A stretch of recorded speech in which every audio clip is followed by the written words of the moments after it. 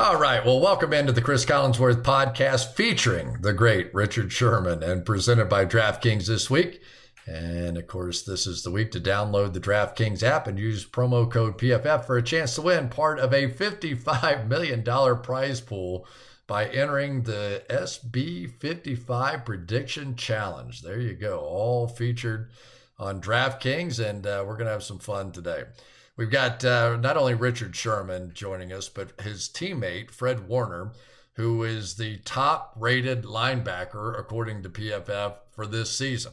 He's also the guy who intercepted Patrick Mahomes in the Super Bowl last year. So we will get some inside information on how to stop Patrick Mahomes and the Kansas City Chiefs. And Richard Sherman, in one of my favorite features on this show now, is now my favorite general manager in the league, because not only does he have opinions, he's willing to tell you about them. And he is firing away on quarterbacks across the league. What are they going to do? What should they do? What team should do? It's all coming up right now with Richard Sherman. All right, welcome into the Cris Collinsworth podcast starring Richard Sherman. And Richard, you've been doing all right, man. You've been coming up with some national news stories. Your Twitter feed's hot. You're like Mr. National right now. Every time I turn it on, I say, yeah, there's Richard. Did you hear what he said on the podcast this week? It's on the ESPN. It's on all those shows. I'm like, that's my man right there. We're getting famous off of this. It's ratings. It's ratings, Chris. It's ratings. I think you got this game down. Now we're going to work on training Fred here. We only have positive PFF graded people on this podcast because otherwise I have to take so much crap. It's unbelievable. I walk in the locker room and half the people in there love me, and half the people in there are ready to kill me. But you should send me a car. I'm telling you, you owe me a Mercedes or something. Let me just read off some of the PFF numbers about Fred Warner, the great linebacker of the San Francisco 49ers. Here we go. A 3rd-round pick out of BYU. First team All-Pro for NFL and PFF. The highest graded linebacker by PFF in 2020. Also, highest coverage grade among all linebackers. Highest graded games versus Rodgers, Murray, Allen, and Daniel Jones. Coverage grade improved every year from 68 to 75 to 91 this year, which is off the friggin' charts in our grading scale. Allowed an 81 passer rating, 25 points below the average linebacker. And there he is with game balls sitting behind his lovely head, Fred Warner. How about that, Richard? What did I miss, man? Richard, what did I miss? Well, you missed. He's handsome. You missed. He's a tackling machine. You missed. He's still not getting enough credit. You missed. He didn't miss a game. Didn't miss a snap. Went out there. The captain, El Capitan. It don't matter. Good season, off season, in season. Fred Warner, middle of defense, taking over. I got to recognize. All right, that's it, Fred. You can leave now. We're done. I know, yeah. Right. Later. My goodness, I didn't know I was going to be here, man, y'all too kind. We just brought you in to toot your horn. I know. And what I will say, Chris, back to your point about PFF scores, that's if you could be on some of the discussions that are had in the locker room. This is by far one of the biggest conversations. And like you said, man, some love you, some hate you, but at least you get talked about. That's number one. So anytime a 300-pounder starts walking towards me when I'm out at practice, I start going, oh man, what's his grade? Because a lot of times I won't know. I'm like, oh God, is he going to be happy, or is he coming over here to smack me around a little bit? And my boys, my PFF boys who do the grades, they sit in complete anonymity. They're just sitting back there. They're not taking any of the whippings. They're not taking any of the chewing outs. They're not taking any of it. Of course not. They want to sit back and just be the ones to grade. They don't want to take the backlash of it. They're just going to give you the grade and then get on with it. So, but you and Richard, top of the list. You guys are good. You guys love me, so this is good. Yeah. You get the right ones to love you. That's there you go. Yeah. Hey, let's talk a little bit about this season and the most bizarre season of all time, right? I mean, there's no way any of you guys have ever been through anything quite like this. Here we are, though, on the brink of playing the Super Bowl and finishing this thing up on time. You could have taken my house, my car, anything you wanted if you wanted to bet me that was going to happen. No, you're true. Yeah, that's completely right. I mean, there was such a long period of time there where we're all thinking, are we even going to play a season?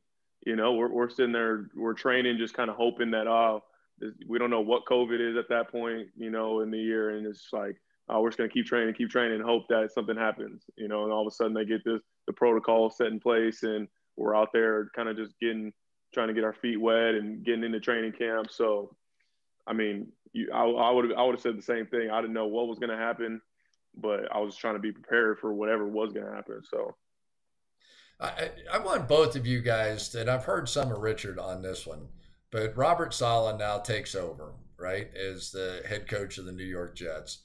What are the Jets going to hear first? What is going to be the message coming out of his mouth as he walks in front of that team? Richard, you want to take this one? Or you want me to take it? I'm taking it enough. Right. No, I'm about to say. I mean, man, Richard. I mean, me and him, we obviously speak so highly of Saleh, and it's much deserved. And I'm pretty sure the very first thing he's going to talk about is all gas, no brakes. What you heard, you know, in his press conference. I watched his press conference, and it's not just about all gas, no brakes on the field of running through people and just the mindset of that. It's also everything you do in your day-to-day life, every decision you make. You know, every meeting you partake in, every rehab session you have, workout, practice rep, everything, you're doing it with the right intent. And so I think that's probably what he's going to tell his team first and foremost. And I think that's a great base to start your team with, you know, just to build the culture and the expectation that he's going to hold them to. Because it's really, when I watch your guys' defense, it's not like it's anything so complicated. You're not a trick 'em kind of defense, right? I mean, you're just going to line up and play ball and you're going to beat people. So how does that translate in this day and age where everybody wants the newest offensive coordinator? Everybody wants whatever the latest 46 defense was back in the 85 Bears days, you know, whatever the newest gimmick is. Why should you take a coach over a scheme and a leader over a scheme every time? Well, I think he probably, I mean, I know for a fact that Saleh really impressed, you know, the people who were interviewing him when he was going around these teams doing interviews, just because of the type of human and the person that he is. And people respect authenticity.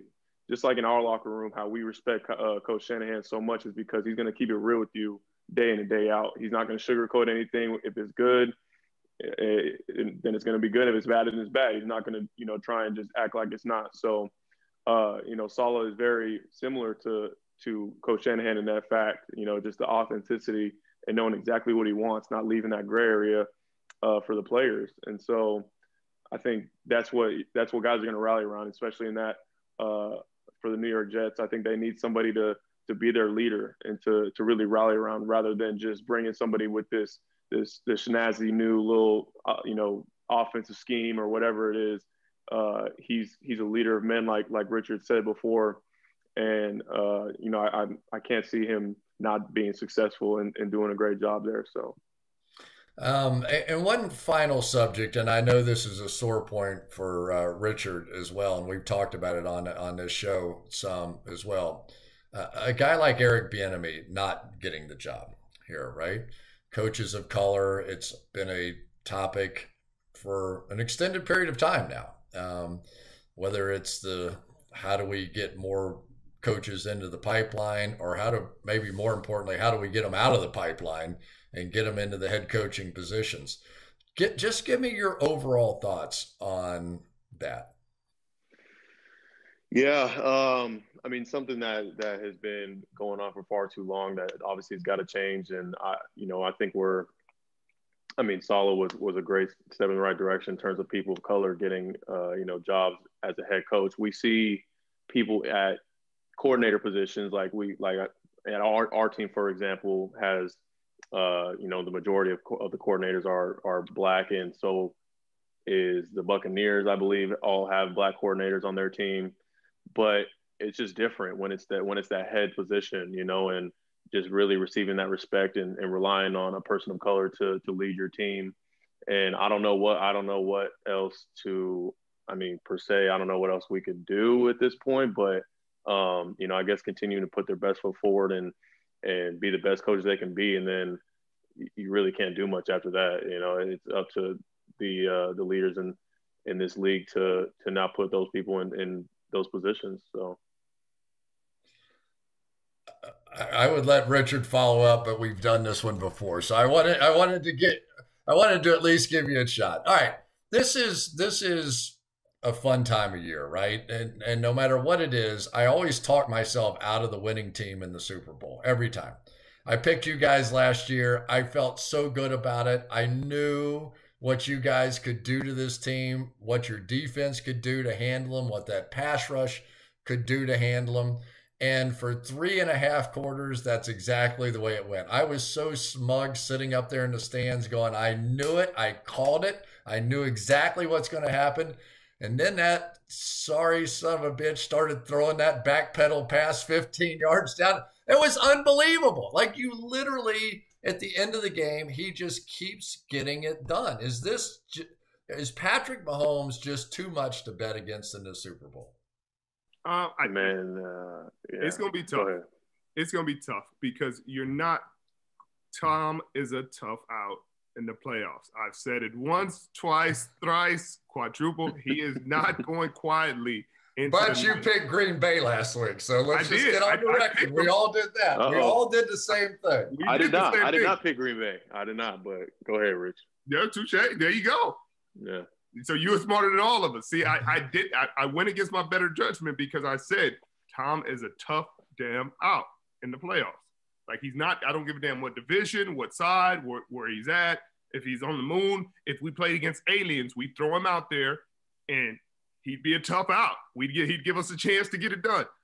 I think Kansas City's offense, without Eric Fisher, who's out with an Achilles, if they are not able to protect him, which they've found that they were fine throughout the game, so can't say that. But Jason Pierre-Paul is a much different beast than anything that was presented from Buffalo. Shaq Barrett, with the speed off the edge, is a different beast than what they faced before.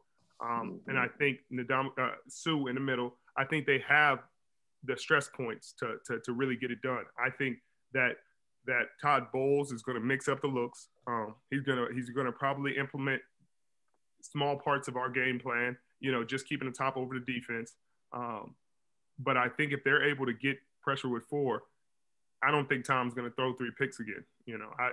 Who knows? The landlord's out there, so it could happen. But I'm not betting against Tom. How about that? I'm not going to do it this time. I mean, that's a safe bet. But Kansas City's offense, like you mentioned, I didn't realize Eric Fisher went down in the game. That's a huge loss, of course. But their offense is just so explosive, and I know that you talk about the edge rushers of the Buccaneers defense, and that might be the key to the game is how the Bucs defense plays. And they have an outstanding defense with the front 4, and the linebackers, the DBs are coming on, and they played outstanding this season. That offense, though, what they're able to do, and I want to say as long as the Buccaneers stay ahead early and often, that they'll win the game. But I mean, you saw how that worked out for us last Super Bowl and what the Kansas City Chiefs are capable of. So it'll be a fun game regardless. I think playing in Tampa is pretty unique, and so I don't know who to choose, but yeah. Let me just say this: they played in Week 12. And if you remember the game, Tyreek Hill had more yards and touchdowns than I had in my career in the first half of that game. It was unbelievable. They went through that defense so fast that it was just stunning. They tried to blitz a little bit. Anytime they were left one-on-one, there was just nobody. Poor Carlton Davis. I mean, he's got to have PTSD coming into this game because he just got flipped upside down and turned around so many different ways by Tyreek Hill. And you just wonder, maybe Richard's the best one that can answer this one. You know, if somebody gets you like that in week 12 and you're coming back to the world's biggest stage for football, is it still in your brain? I mean, to a degree, but I guarantee you there were winning reps on tape in that game. I'd have to go back and look at the the all 22 and the full game. But I guarantee you Carlton Davis and all those other corners had winning plays. They tried techniques, because once you get in a spot like that where you have nothing to lose, then you just say, hey, let me just find something. Let me find something that works. Like if he's killed me this many times, then now I'm just going to work my tech and see if I can find an answer, you know, because you got nothing to lose. You already having the worst game of your life. You're already having things go, everything that could go wrong. Murphy's Law has gone wrong. So now it's time to find something, you know, and I guarantee you throughout that game, he found something that worked. I guarantee throughout that game, it might've been in the fourth quarter on the last rep, he found something that said, I feel better doing this. I feel more comfortable doing this. Then you put notes in your notepad and you say, hey, this is how I approach it. I approached it wrong in the first place. I thought I could do this. I couldn't.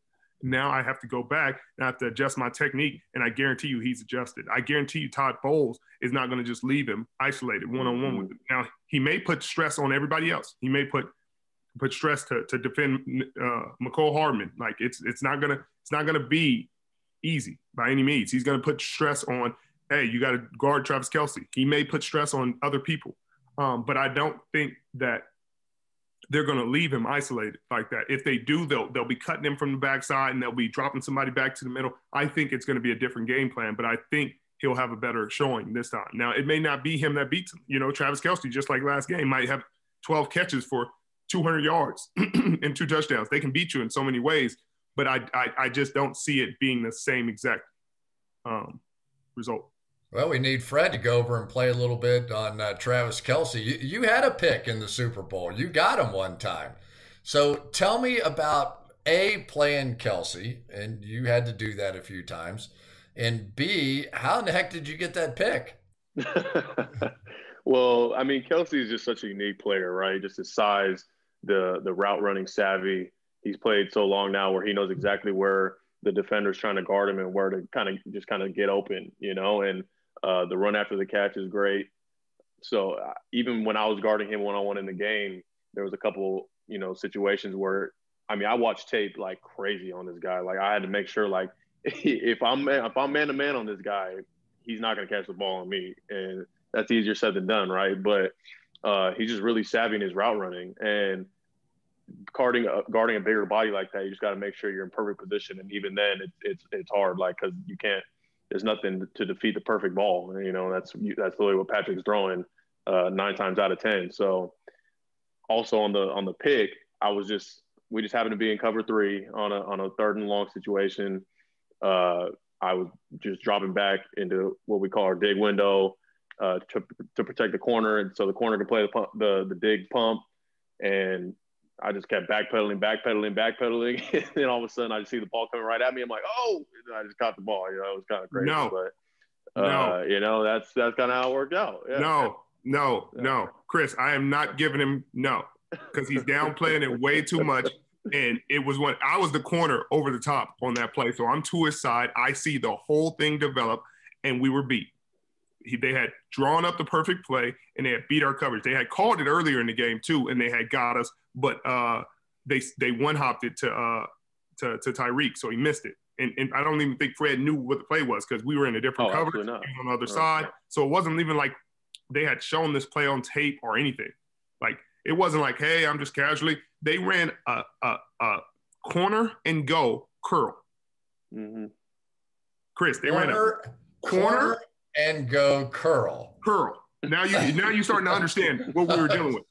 And so me and the safety, we're in a quarters look. So once he goes corner, it's to me. Once he goes go, he's to the safety. But I'm not about to leave my safety one-on-one with Tyreek Hill on a 7 pump one-on-one and let him race to the end zone. You know, so I'm climbing with him. So they knew we'd climb with this. They knew we wouldn't just slough off and I'd sit underneath it. So once he curled up, we were literally flying, you know, and he just curled. So it's like, damn, they got us. And Fred backs into the window somehow, some way, and picks off a 7-8 pump curl. Mm-hmm. That's what he did. Right. However, I didn't know what was going on. Technically, I didn't know what was going on back here. I'm just kind of dropping. And I just happened to, he happened to curl right behind me, and then Pat just, you know how he is when it's that type of situation. He's just going to backpedal out, especially against our pass rush, backpedal out and just launch it. Or I think they might have rolled him out on that one. They rolled him out right, and then he just planted and threw, thinking that Tyreek was going to be open. And so that's why it was literally a direct pass to me. Unfortunately, Tyreek wrangled my way, so I couldn't take off with it. But and then Law wanted you to pitch it, and you didn't want to pitch exactly. And then Greenlaw wanted me to pitch the ball to him, and just a mess. Well, it was the play that I was thinking, okay, it's over. 49ers got him. Here we go. This is going to turn into one of those kind of days. And then he just did the whole Mahomes thing again. So let's say it was you guys. Your quarterback stayed healthy, and it's you guys again, and you got him again in the Super Bowl. And you're playing Patrick, and that's, Hill and Kelsey and all those guys, Hardman. What would you do differently? What did you learn from that one that you would take forward into this? Well, I don't know if we'd have to do anything much different on defense than what we did. I mean, we proved that what we were doing was working. I mean, we held them to, what was it? It was we were up by 10 with 7 minutes and 13 seconds left in the fourth quarter, and it looked like we won the game. And it's literally just the smallest details, and the smallest ones are the ones that mean the most in a game like that, in the entire playoffs, in the Super Bowl, because it's win or go home. And you got to make sure you are on the smallest detail. And there was key plays that we gave up as a defense, as an offense, that ultimately lost us that game. And, I don't know if I could say like, oh, we need to play this coverage more against them, or we need to do this. I'm sure they'd probably be the one changing up their game plan, if anything, because we did do so well against them. People forget that Patrick threw 2 picks in that game, one to me, one to Tarvarius Moore. And after the Tarvarius Moore pick, that's when I thought, okay, yeah, we got him in the bag, and we kept creating great third and long situations to where our big boys up front could try and hunt him up. It was just little mistakes that mean they're obviously magnified on the biggest stage. So I don't know. I couldn't say we got to do one specific thing different. It's literally just executing your job at all times for a complete 4 quarters, because they can literally, do anything when they got 15 back there. Richard, anything different? No. Like Fred said, I mean, we had a solid game plan for him. It was a 3rd and 15. We had a bust, and then we had a bust in the red. We had a bust well, not even bust. I just got beat by 14. For an explosive, and it's just those plays we have to limit. We have to find a way to get them down. We have to find a way to get them stopped. Once they got to the red, we had to find a way to hold them to a field goal. There were it's a game of inches. We ran a 0 blitz. And they ran a running back to the flat off motion, and we were locked up, and, they run Kelsey up to pick the safety. I try to bounce off late, and, we try to get him out and try to get him down. But I think at the end of the day, I think we had a great game plan for him. I think we'd approach it the same way. I think we'd battle it out the same way. We just try to make those plays down the stretch. It's a game of inches. You got to make the big plays when it counts.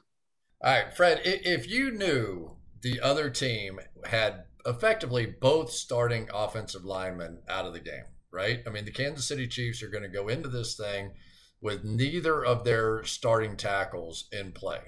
And we saw it last week with Bakhtiari not being there for the Green Bay Packers, trying to slow down this Tampa Bay defense. But now you're going with Rimmers instead of Mitchell Schwartz. You're going with whatever they reshuffle this offensive line to be to replace Eric Fisher on the outside. What would be your thought going into that with those two positions kind of uncertain now for Kansas City? Well, my thought would be that they're going to have to get the ball out quick, obviously, because he's not going to have a lot of time with the Buccaneers' edge pressure that they hold, and then obviously not being able to protect on the other side. But That's easier. That's easier just to say, but I think it's Kansas City's going to create a game plan. They're going to be able to put people in positions to chip and do these certain things because they want to get those max protect looks where Pat can sit back there and do this and throw a long one. You know, that's ultimately what they're about, is creating explosive plays. So, I mean, but that is something that people don't think about. You know, just the regular fan is just going to say, oh, well, you know, it's going to be Kansas City offense against the Buccaneers defense. But, I mean, you've got to be able to protect that quarterback at the end of the day. It's not like he's just going to, you know, it's not like there's not going to be 4 linemen right there ready to just hunt him up. And so they're going to for sure have to be creative with the ways that they protect him during the game. But I trust Andy Reid and their offensive coaching staff and ways that they're going to be able to do that for him. It's going to be interesting on the other side, too. Aaron Stinney now taking over for Kappa at that guard position. And you know what they're going to do. They're going to put Chris Jones right over him. So now all that penetration that's possible, and really Chris Jones, some of the batted passes he had in the fourth quarter of that Super Bowl against you guys probably won the game as much as anything else did. So if you're Tom Brady and you've got Chris Jones coming right down Broadway at you and right through your offensive guard, right? That's almost equally as hard, if not harder, than losing both of the edge rushers. Yeah, I'd say harder. I only say harder because Patrick and Tom are obviously two completely different players where, you know, Tom's obviously later in his career, he can't move as well. You know, Patrick can make things happen with his legs. So if you watch that Green Bay game pretty closely, Tom was back there with a lot of time, especially in that first half. You know, he's back there. He has a clean pocket. He's able to deliver his passes that he wants to make and make the plays. So if I'm Kansas City, I'm looking at that tape like, oh, well, no wonder they did so well. You know, Tom's back there baking a cake all game long. Well, let's get some pressure on him. Let's put Chris Jones on the new guard. Let's send a couple pressures and blitzes this way, that way, to get him off tilt. And then that's where it's like, oh shoot, like this is a ball game now. Like now you got to really get creative and try and just get the ball out quick to stay in front of the sticks, and it becomes that type of game. So, but I know they're already obviously thinking through those processes and figuring out what they need to do in order to win the game. Richard, you have to explain something to me. At the end of the half, Tom Brady goes back with 6 seconds to go and hits a bomb against what appeared to be almost man coverage, maybe even inside man coverage. And so they're opening the quick out with the possibility of a field goal and opening the deep shot. Now, I did think maybe they're going to throw a Hail Mary here just because, you know, what the heck, they don't have time. There's no way that they're going to let them get out of bounds and kick a field goal. I'm like, would they just throw a Hail Mary here and give that a shot?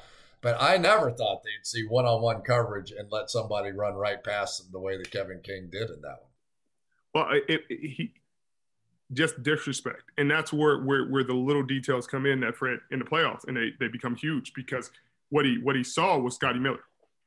And what he saw was a non-threat. And, you know, would I have played the same? No, I would have stayed on top. I would have stayed on top of everyone and just made him throw a hitch or come back or curl or out, whatever, and have it. And we're tackling you and we're getting to the fourth. I mean, we're getting to the half.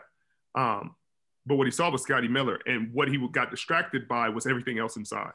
Because everything else inside was more, hey, maybe I can go make a play. Maybe I can go. I got enamored thinking, hey, maybe they're running him out and they're going to run a 7-cut with Mike Evans and I'm going to be able to steal it. Maybe they're going to, you know, and he didn't do speed check. He never felt him. He never glanced. By the time he glanced, it's over. You know, he had too much speed on him. You didn't have enough speed, but that's one of those things where it's not championship football. It's not championship football because you're not on the details. Like, it's a simple play. It's a simple fix. It's a simple, hey, wide and outside, stay high and outside. Like, you're not going to make a play. But when you get greedy like that in situations, like, sure, you could have made it a huge play and maybe stop the field goal. You know, maybe you get an interception and keep points off the board. But is that risk worth the potential of giving up a touchdown? I don't think he thought he would give up a touchdown. I didn't think he thought he probably ever watched film on Scotty Miller. You know, he'd never even seen how fast he was. So he didn't have enough of an understanding of what he was dealing with. And that's the result. Somebody should have whispered in his ear, 4.39. 4.39. That kid can run. He is fast. He gets behind people on a pretty regular basis, for sure. That is for sure. Is there when we got down to the end of the game in the Green Bay game, so now it's 4th down, right? And they decide to kick a field goal. They're down 8. They're on the 8-yard line. And defensively, now, are you going, thank goodness they're kicking this field goal, right? Because no matter what, even if you make the field goal, you still have to score a touchdown. I mean, no matter what. So at least you have some idea. That was the most mind-boggling part of that game for me. I just didn't get it. That's one of your analytics situations. Right. Yeah. George, our own George Chahrouri, who helps us with it on the NBC broadcast. So I call him immediately, and I wish I could remember exactly what he said. It's like, worst decision in the last decade or something. But it really kind of was, from the standpoint of, the field goal didn't advance the cause, right? No matter what, you still, now I guess you could say, well, then you don't have to make the 2-point conversion. You would win the game and all that kind of stuff. But I certainly would want to take, if I had to have a touchdown, I would want 2 shots at it. One there and one, if I miss, they're going to get the ball on the 8-yard line, which puts a lot of pressure on the offense too. Yeah, true. And like Sherman said, analytics, it could hurt you or it could kill you, especially if had it worked out where they got the ball back within, the minute mark and maybe could have went down and got a score, then everybody's like, oh, it's such a great idea. Why, they didn't go for the touchdown, the 2-point conversion. They took the field goal. So, I mean, you're damned if you do, damned if you don't. That's a very valid point to have 2 shots at a touchdown, but it's just that 2-point conversion that was the biggest factor in that play. Was you not only you got to score once, but you got to get the 2-point conversion. And those plays are always just kind of up in the air. If you have that one play that you practiced all week long where you feel really confident about it, then you might be more willing to do that in that situation. So I don't know what fully went in that decision by their coaching staff, but I know seeing Aaron, at the end of that game and in post, it was tough on him. Oh yeah, let's talk about post game a little bit too. And he was not a happy camper at the end of that game, and he's already talking about expecting to have his contract renegotiated. We know what's going on with Deshaun Watson with Houston. There might be some quarterbacks that are real players on the move. You think there's any chance that Aaron Rodgers or Deshaun Watson ends up with another team next year? Aaron Rodgers, no, I don't see it. Aaron, he means too much to that franchise, that city. It just doesn't seem likely to me at all. I think they're going to do whatever they need to do in order to keep him there and keep everybody happy in that situation. Now, Deshaun's earlier in his career. There's a lot of turnover going on right now where there's a lot of uncertainty. Obviously, he's expressed his concern and his disappointment with how they handled things. So, and I think I'm not sure exactly how the no trade clause works in a contract and everything like that. But I mean, supposedly he has that in his contract to be able to force their hand to go to a different team. So I feel like that's more of a realistic situation than it is with Aaron. Aaron, I mean, I think he's staying put regardless of what, he might have said in his press conference to try and ruffle some feathers, but he's not going anywhere. Richard, I assume you agree with that. Yeah, I think there's a better chance of it being 95 and sunny in Green Bay in January than there is Aaron Rodgers. Because just how they run their organization, they don't transition from quarterbacks suddenly. They don't do it. They don't do it without a plan. They don't do it in any way that's not obvious and apparent. They transition. Like, they have great quarterbacks, and that's the history. Brett Favre, play forever. We draft Aaron. Keep playing, Brett. Insert Aaron. Aaron, great quarterback, one of the best to ever play. Keep going, Aaron. Transition. Insert somebody else. Jordan Love. It may be him, it may not. Maybe he's not the quarterback they thought he was. It could be, but they're not going to do it suddenly and drastically. It's going to be, when he's ready, it's going to be an obvious move. It's going to be a mutual parting. It's going to be a celebration of Aaron. Have a great time. It's not yet. It's not yet, and it's not with him going to consecutive NFC championships. I don't see it. If you do that, I mean, burn the organization down for a couple of years, because they're going to riot in those cities. Mm-hmm.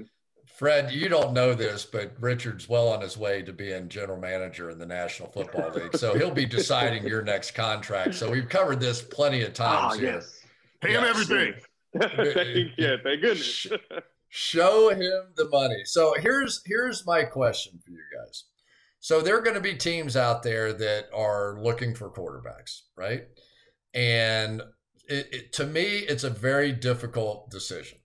Am I going to pay some, not upper tier, not first 5 quarterbacks, not one of these guys that are legit, but am I going to pay somebody in that 5 to 15 range the kind of money it's taken, let's say, in the $30 million category plus? I mean, to get anybody to play quarterback right now, are you going out and putting another rookie on a rookie wage scale and bringing him in and you're spending your money that way?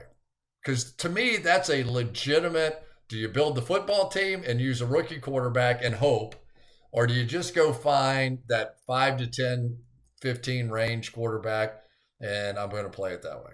I built a rookie quarterback. I built a team around a rookie quarterback, and I expect to compete in the second and third year. I create a dominant defense behind a ferocious pass rush. I spend my money on pass rushers. I spend draft capital on pass rushers. I get an adequate secondary. I get a great middle linebacker to run the show, and I get playmakers that can run after the catch. At the end of the day, that is the way I see Super Bowls being consistently won. Obviously, Kansas City's found a formula with paying everybody. You know, I don't know how they're doing it, but you know, good luck doing it past this pandemic season. You know, after this season, it's going to be interesting to see how that pans out. Just like with New Orleans, and teams can make whatever happen they want to happen, but eventually you have to pay the piper, and the bell will toll, the bank will call, and it is time to pay. And when you pay every receiver you have over $10 million, you pay Travis Kelce max tight end money. You're paying the quarterback $40 million. You're paying DBs. You're paying a pass rusher. You're paying offensive linemen, et cetera, et cetera. Eventually, you have to pay the piper. And that's the way I see it playing out. I think that in order to have a consistent, you have to find your quarterback, and you have to find a top quarterback. You know, Seattle got lucky with Russell Wilson, finding him in the third round. Dallas got lucky with Dak Prescott in the fourth. But you're not usually finding quarterbacks that are franchise potential quarterbacks that late in the draft. If you find them past the first 5, you're on borrowed time. And I think if you can find that, and usually when you're picking in the first 5, you don't have enough of a team to compete either way. So, you know, you have bigger problems than just the quarterback. So I think that's the way I would do it. But, you know, stuff. All right, Mr. GM, I have one more for you. Carson Wentz. You guys know Carson Wentz. You played against him plenty. Carson Wentz now is going to be a fairly middle-of-the-road salary quarterback going forward. They had all kinds of injuries on that offensive line. They weren't able to do the things they were able to do on offense. They got their tight ends hurt. Is he now beyond what you would want for a quarterback? Yeah, I personally wouldn't, just because I haven't seen it. I saw some of it the year he got hurt, and then Foles took him to the Super Bowl and won the Super Bowl. I saw what they saw. But past that, I haven't seen enough in playoff football to merit me being that excited about anything he brings to the table, and not being ready to move on to the next, because they gave him so much credit for what he did in the regular season, which was excellent. Was having an MVP type of season, but the playoffs, as we said, remember earlier in the season, the playoffs is when it matters. If you don't play well in the playoff football, then it really, I mean, it almost doesn't even matter what you did in the regular season, because you got put out. You played bad. You didn't get it done. You are not the guy. And that's what has happened, you know, and whatever the case may be, injuries or, you know, but this is football, and nobody gets to, you know what I mean? Nobody really accepts excuses. You know, they don't care how hurt you are. They don't care how banged up. They don't care how the offensive line played. They care about results. And if you didn't win, if you didn't play well, they're going to criticize you. And that's just how it is. And so I wouldn't feel comfortable, you know, paying him that much without more playoff production. Fred, you saw Sam Darnold enough to know the question's going to be on him too. Is it over for him? Here's somebody who's 23, 24 years old max. He came out so young. Does he have a chance to rehabilitate now? Or is it just one of those, hey, you got your 3 years, whatever it was, it's over?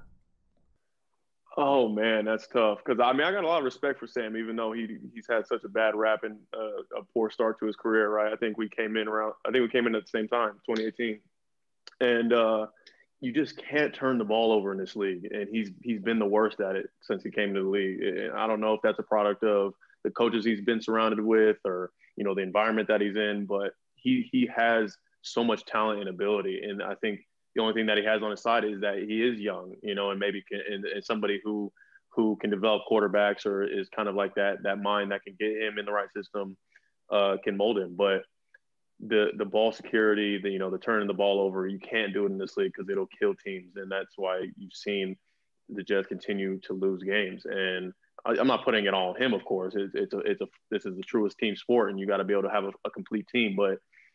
You need a quarterback who can protect the football at the least. You know, you want a quarterback who can win you the game, but you don't want one that's going to lose you the game ultimately. So, and can you fix that? I don't know. That's the biggest question right now, and something that they're going to have to figure out over there. Have they watched enough film where they've seen enough good things and we're like, I think this is something we can build on, or is it? I think this is who he is. He's shown it now for 3 years. Let's move on. So. It's tough right now. I really want to say that he can be molded into something that can be great, but I mean it's tough because it is such a results-based league, like Sherman said, and you got to go with what your eyes are telling you. All right, last one, Deshaun Watson. How much of your soul would you sell to get Deshaun Watson on your team? Seriously. Now PFF had him as the number 3 graded quarterback. The other top 4 were all in the playoffs, in the Final Four. He's sitting there right in the middle on a bad team, but he's number 3 as far as rated quarterbacks. So how much is too much to offer Houston to get him on your football team? I don't think if I'm the Jets, I'm not offering multiple first-round picks. I don't care. Because you don't have to. I don't think you have to, because it'd be foolish. It'd be idiotic of them to pass on the number 2 pick because of what the quarterback means to an organization. So say you get 3 first-round picks from a team that's going to be picking in the mid-20s every year because they're a competitive team, because he will make them competitive. He will make them a better team. So if they're picking 20 now and he makes them a better team, then maybe they'll be in playoffs every year, and you're not getting a franchise quarterback out of this deal. So if you're the Jets, you offer number 2 pick, a second rounder, and maybe a second rounder in future years, but that's it. And maybe that's it, honestly. That's it. I don't even know why because that's so valuable, because it could potentially get you your franchise quarterback. But you're going to have to compete. I mean, Indianapolis Colts don't even have a quarterback right now. So what are they going to give up to get him? I mean, he's got to be the hot topic right now, right? But what do the Indianapolis Colts have to give? Like, do they have a franchise quarterback to give? Like, do they have the draft capital to get somebody a franchise quarterback? Like, if they're not picking, like, the Colts are a good team. So what are they going to pick this year? 25, 26, maybe 27? I don't know. And if they get Deshaun Watson, they're probably not picking anything below that for a number of years. So if you say, hey, we traded 25th picks for him, like, can Houston get a franchise quarterback out of that? Can you get the equivalent of Deshaun Watson out of that? Or do you take the number 2 pick from the Jets and try to get the quarterback from BYU, the quarterback from Ohio State? Like, do you take those? Do you believe in them that much that you take that? Because if I'm the Jets, I'm like, if I'm giving you number 2 pick, why do I need to give you multiple years of picks? I might give you next year's, I might give you this year's and next year's, but that's it. People saying, hey, they got to give 3 years worth, not when you have the number 2 pick. Like, doesn't make sense. Look, But is Zach Wilson or Justin Fields equivalent to a Deshaun Watson? I think is the argument. Like, are you going to trade Deshaun Watson for, for Zach Wilson, or Deshaun Watson for Justin Fields? And I know you talked about, okay, giving up a second round, third round, but this is Deshaun Watson. We're talking about a top tier, top of the line quarterback that's going to literally change their entire franchise single-handedly, because this is a team sport, but quarterback by far and away is the one that's going to change the outlook of your season. So that's I love it. We got GM on GM now. This is unbelievable. The whole off season, I got to do this. Just tee you two up and let you go. Right. We got to bring him back. But that's what I'm saying. But Fred, they don't have a choice, in this regard. So what's the alternative? You trade him to who doesn't have a choice? Colts. Who doesn't have a choice out of the two, though, is what I want to hear. Houston. He's not going to play. I don't think the Jets have a choice. Houston has won games in the past. The Jets haven't won anything. They're really trying to get something going. But I mean, like you're saying, trading Deshaun for Justin Fields, I'm saying, what's the alternative? You trade him to the Colts for the 25th pick 3 times. Like, who does that player end up being? A guard, a corner. Maybe you make your team stronger in other ways, but you never find a franchise quarterback again. So now you're building the rest of your team with whoever at quarterback, your bargain basement quarterback, and you're not competitive. So you just traded away your franchise quarterback of the future for some complementary pieces.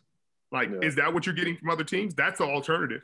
So you're not even getting Justin Fields. You're not getting anybody. You're getting complementary pieces, but your franchise quarterback hole that you just created is there for a long time. I want to come hang out in your guys' defensive room. That's what I want to do. I just want to hear all these arguments. I want to hear all of them inside all the PFF arguments. Yeah, I want to hear all of them. I don't want to hear those. I don't want to hear those.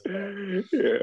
Fred, you're fantastic. Thank you for taking some time to come on here. This has really been fun. Always really admired not just your game, but the way you carry yourself, and obviously so smart, and you've done great things in the league already. You're going to do nothing but great things. And so thank you for coming on. No, thank you. Thank you guys. And it's always a pleasure being on with my guy, Rick. So that's my guy. Yeah. But thanks, Chris. Appreciate it. Richard, as always, thank you, partner. Yeah, I appreciate it, Chris. See you next week. We'll talk Super Bowl next week. All right, we move on from football players to football prognostication, and the greatest prognosticator of all time, Mr. George Chahrouri, who comes out of last week 2-1, but 10-2-1 for the season. Good Lord, son, you're ripping it up. The playoffs are where stars are made, and big time players make big time plays and big time moments. I got it. I got all that stuff. All right, before we keep stroking you along here, let's talk about our friends at DraftKings, because this is the moment that we've all been waiting for, right? It's right around the corner. DraftKings, the official daily fantasy partner of the Super Bowl and Super Bowl 55, is bringing back their golden ticket giveaway with up to $55 million in prizes up for grabs. Download the DraftKings app now and use promo code PFF. That's promo code PFF to enter the free $55 million Super Bowl prediction challenge. Now, it can't be that hard because George, he's been nailing it every single week. Yeah, it's pretty easy. And here's the best part is there's a participation trophy. Now, I'm not a big fan of participation trophies, but when it comes to giving out money, that's a good thing. And so once you sign up, you qualify to potentially win an instant $25,000. That's a nice little carrot in front of you. But if you get the most predictions correct, you can win the top prize, which is $1 million.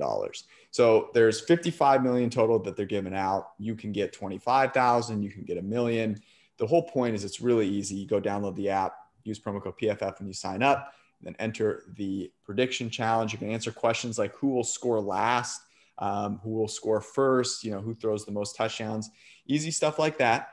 PFF can help you out with it, by the way. If you go to pff.com, the props tool will have a ton of good information there that you can leverage and help you get closer to $1 million. So download the DraftKings app now, use promo code PFF, enter the $55 million Super Bowl prediction challenge.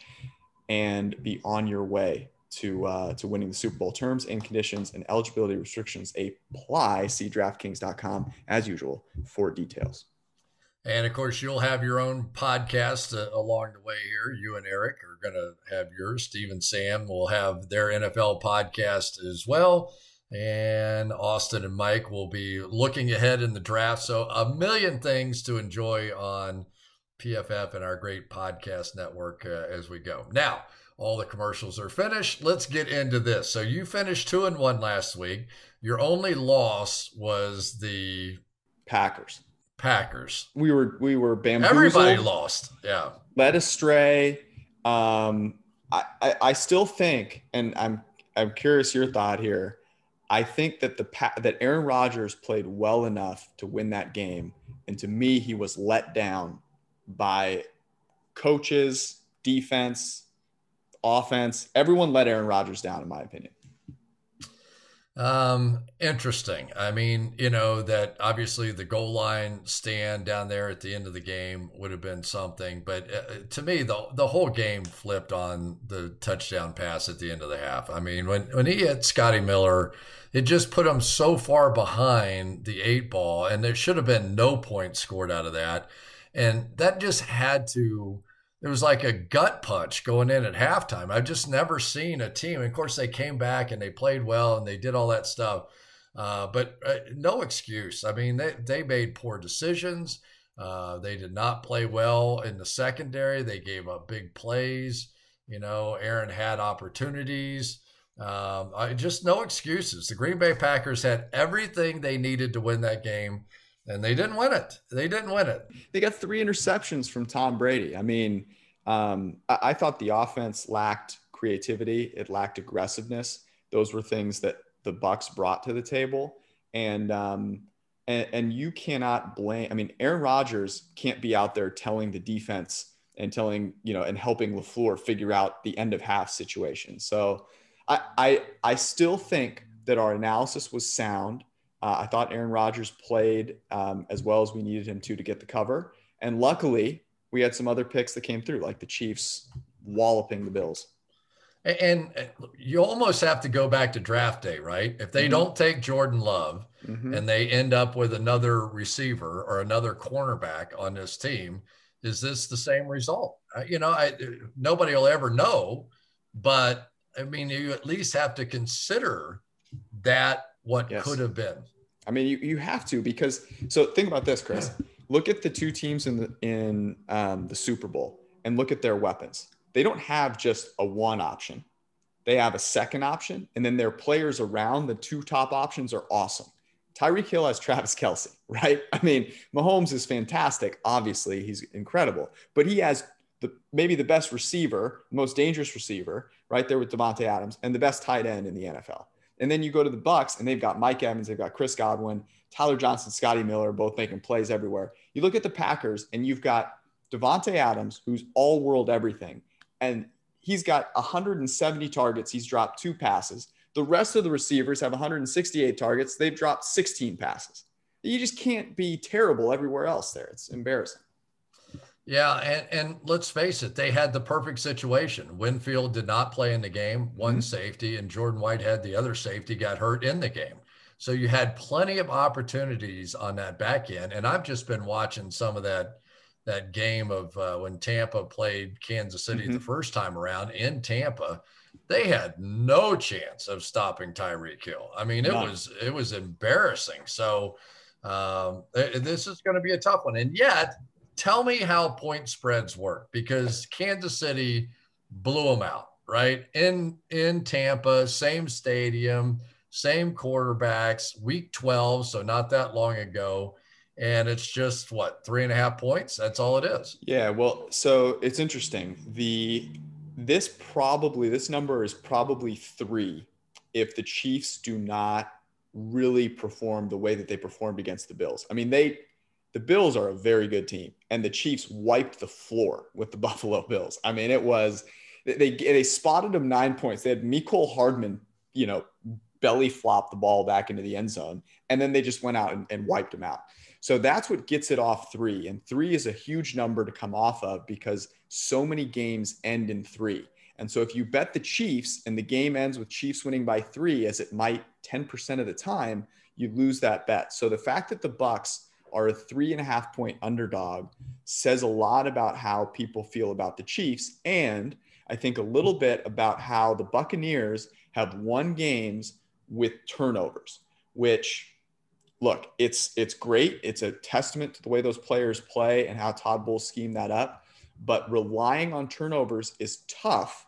And so that's why it's Bucs at home, technically, 3.5 point underdog on DraftKings Sportsbook, and total of 56.5. But here we go. So now we're believers, especially in our quarterback ratings, right? Mm-hmm. Tom Brady is the second highest graded quarterback behind Aaron Rodgers, I assume. Mm-hmm. And Patrick Mahomes is fourth. So why are we so crazy about Patrick Mahomes and not Tom Brady? It's a great question. And I think the important thing to remember about the grading is that there's no recency bias. So this isn't telling you who's, this is over the course of the season. Week 1 counts as much as week 20, right? And Tom Brady had, in the regular season, he had a lot more consistency.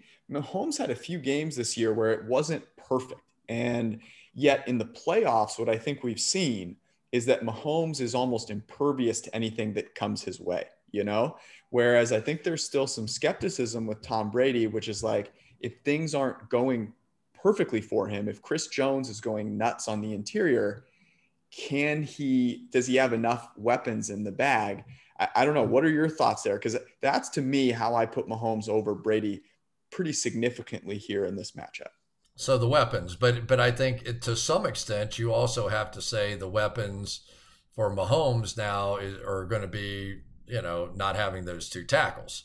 So, that's a part of it. Whereas, Tristan Wirfs had a fantastic year on the outside. And does Antonio Brown come back at this point? Does Rob Gronkowski become a bigger factor? Did he get some time off? I mean, when my final year, I made it to the Super Bowl. It was actually my last game and didn't know it at the time, but it was. But that 2 weeks off, I was flying after I got back in the sunshine in the state of Florida, and I'm feeling good. And I'm like, I wanted to tell everybody, I'm like, Boomer, throw me the ball. I'm going to be open. I feel great. And some of these older guys may have that. Antonio Brown may feel like that. Mike Evans, who's been battling stuff all season long, may feel like that. Rob Gronkowski may feel like that. Ronald Jones may come back and feel like that. So, it's the thing. There's so many factors that go into a Super Bowl, just so many different things that come into play here. Let me ask you this. Do you think that the Chiefs' experience of playing last season helps them here? Absolutely. Because one of the big factors in my mind is the experience of Tom Brady. I mean, the last time we saw him lose in a Super Bowl, Philadelphia had to put up an ungodly number of points to beat him. So I think that Tom Brady, here's maybe the bigger question. Who do you like more with 2 weeks to study? Do you like Tom Brady or do you like Andy Reid? To me, that's what this game really comes down to, is who can solve it. And so much of what really worried me watching that first game back was, can they match up with Tyreek Hill? And so what are they going to do? I heard Romo talking about this a little bit. What are they going to do? They're going to play, they're going to double team and walk a safety like Belichick would do over the top of Tyreek Hill. Okay, that's great. So now that also means that now you're basically going to single up Travis Kelce. Well, no, you're not, because as Tony suggested, and I'm not saying it's a bad strategy, you take one of your pass rushers and you smack him coming off the line of scrimmage, right? And you just beat him up. Okay, that's a good strategy too. But effectively now you're taking one of your pass rushers out of, getting after the quarterback. So, it's always a give and take when you're playing this kind of game. And, with the McCole Hardmans, and I think that Clyde Edwards-Helaire is going to be a major factor in this game. but even some of the DeMarcus Robinsons and Byron Pringles, those guys can play too.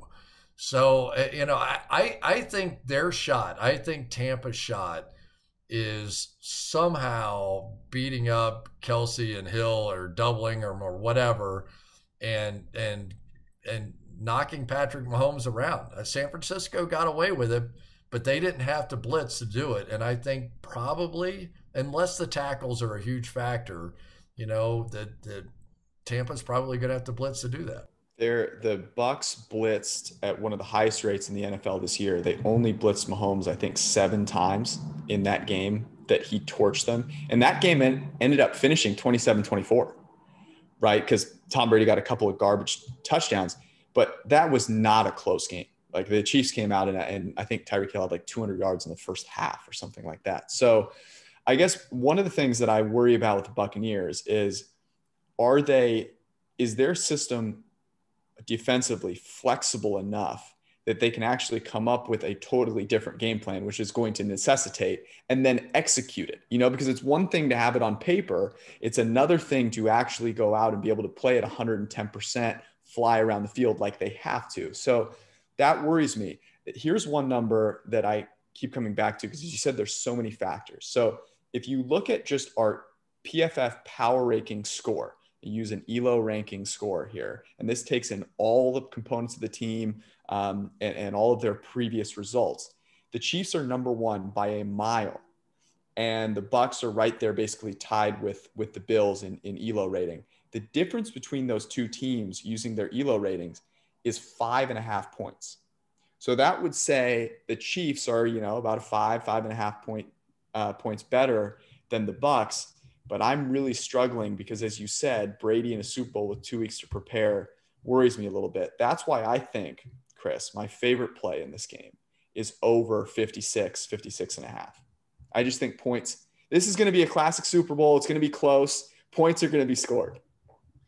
Yeah, and as I look at Tampa's, what they have to do defensively, they tried to come up and they tried to bump and run. And they tried to get all over Tyreek Hill. I think you just have to give him that you're not always going to be able to do that. Whether it's quarters coverage that you're going to have to roll up and then help. You got to fool them a little bit. That's the one thing I do like about Kansas City.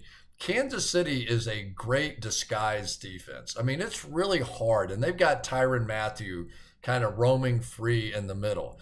But I'll say this, there's a guy in Devin White that is a heck of a pass rusher. And, could he be the X factor in this game? Because you have to pay attention to Jason Pierre-Paul and Shaq Barrett and Ndamukong Suh. And, you got to pay attention to those guys. Could he end up being one of those guys one-on-one that gets some pass rush against Clyde Edwards-Helaire or whoever it is that they have in there to be the X factor here? But I am worried about those two safeties. I don't like that part of the equation at all. You don't have your safeties in the game. That puts a lot on those corners. It's tough. 3.5 is a really tough number. I told you this right before we started recording, that as I was watching the Bills get that 9-point lead, I was monitoring the lines on an online sports book, and they were offering the winner of the AFC minus just 1.5 points against the Bucs. And I immediately grabbed that and said, thank you, Jesus. And so I feel really good about that. 3.5 is very tough. If you have to pick one side of 3.5, Chiefs or Bucs, who will you take? Chiefs, I think. Yeah. Yeah, I just haven't seen it yet. I haven't seen it. I almost feel like I did when I was making the Chiefs-Bills pick last week. Like, this team's lost one game all year, and they lost one game to the Raiders, who hit them for 2 touchdown passes of over 50 yards, which they haven't given up 2 touchdown passes over 50 yards against Spagnola's defense in 100 years, right? It was a weird day. It was just a weird game. But to the Raiders' credit, they came right back and really had them on the ropes at home later on. So I'm going to guess the Bucs are going to spend a lot of time watching that Raiders tape to see what the heck happened in there and how they did it. I'm going to give you a chance to get one on me. I'm going to take the Bucks plus 3.5. I think the Chiefs win by 3. It's a classic. We deserve it after the year we've been through. There's something about the Chiefs, even if they get out to a lead, Tom Brady is going to fight and claw, because if Tom Brady wins this Super Bowl, I mean, I can't appreciate how incredible that is. I don't think to the fullest degree, but to me, that would be one of the coolest sports revenge stories ever, that he leaves Bill and the Patriots and in his first year wins the Super Bowl with the Tampa Bay Bucks. I'll go that part of the story one further. I don't know that I will have ever known a greater sports story than that. When you take in the pandemic, you take in no training camp, you take in that he's 43 years old, you take in that he's playing the defending Super Bowl champion, you take in the fact that Patrick Mahomes is almost universally thought of as being the next Tom Brady, and you take in that 10 Super Bowls later, this guy is still playing and competing against the best in the NFL, and he just went on the road to beat Washington, New Orleans, and Green Bay, and comes back and he knocks off Kansas City. I mean, you got to tell me a better sports story than that in the history of God's green earth, because I don't know what it is. I really don't know what it is. No, I'm right there with you. I think it puts him up there with Jordan, with probably with Tiger in terms of just like greatest athlete ever, and Cris Collinsworth, of course. Right, yeah, paired 1-2, yeah, that kind of thing. It's unbelievable. Well, I can't wait to do it. We're gonna, obviously, you and I will be studying this game until we're blue in the face over the next couple of weeks here, and we'll come back with our Super Bowl show. Maybe we're hoping for a good little surprise guest next week, so stay tuned. We're going to go to work on this, and but it's going to be fun. Oh, perfect. Now, give me an example of a prop bet. Give me an example so we know what we're looking for. I'll give you an example from last week's game. So I'm watching Packers-Bucks. As people who listen know, I was on the over and the Packers, but the props market is where people have no idea what they're doing. So you can find, for example, Tom Brady to throw over or under 2.5 passing touchdowns. And I bet over 2.5, and I got great odds on that. I wagered $100 and my payout was $155. So on most games, like if I bet this spread here, Kansas City, say you bet Kansas City minus 3.5, you'd have to bet $110 to win 100. So with props, you see those prices and they will fluctuate a lot more. So you can find those where you get better payouts. And the PFF props tool is like my saving. It's gotten me through the pandemic, because without it, I just don't know what I would have done. But it allows you to change the prices and see the values for each of the props. So over under, like passing touchdowns, receiving yards, receptions, first touchdown scored.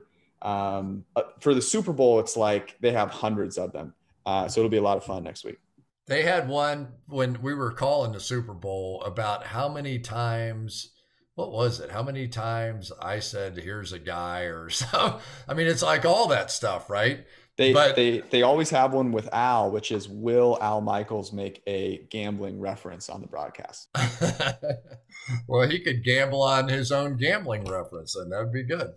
But you've had a great playoff run, 10-2-1 in the playoffs. To put that in perspective, I'm 5-5-1, and Richard is 3-3. So we're two stiffs that live our lives in the world of football, and it always feels like a coin toss to me. You 10-2-1.